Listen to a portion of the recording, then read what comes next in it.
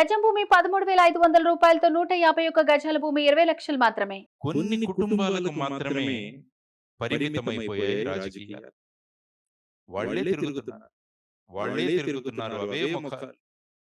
ఈ పార్టీ నుంచి ఆ పార్టీకి, ఆ పార్టీ నుంచి ఈ పార్టీకి, లేకుంటే ఒక నియోజకవర్గం నుంచి ఇంకొక నియోజకవర్గంకి, ఈ విధంగా తిరుగుతూ ఉన్న రాజకీయాలు మనం చూస్తుంటే కుటుంబ పాలన అన్నది ఎప్పుడో అన్నారు.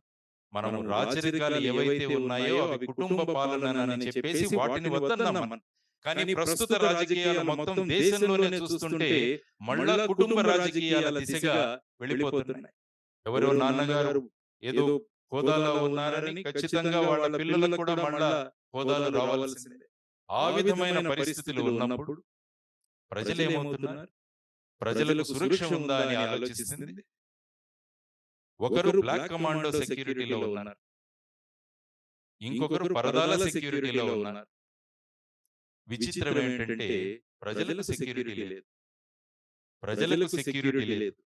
ప్రజలకు సెక్యూరిటీ కల్పించడానికి, ఒక సురక్షితమైన వ్యవస్థ ఏ విధంగా ఉంటుందో చూపించడానికి ప్రజలందరూ కూడా హాయిగా శ్వాస పీల్చుకుంటూ శాంతి సుఖాలను అనుభవిస్తూ మరుసటి రోజు కోసం ఎదురు చూసే రోజులు కల్పించాలి. ఈ రోజు అందరూ కూడా ఒక రోజు గడిచిపోయింది అని అనుకుంటున్నారు.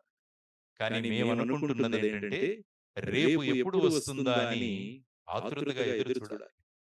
మన పొరుగు ఉన్న భూటాన్ దేశం, అందులో ప్రజలందరూ కూడా ఎంతో ఆనందంగా ఉంటారు.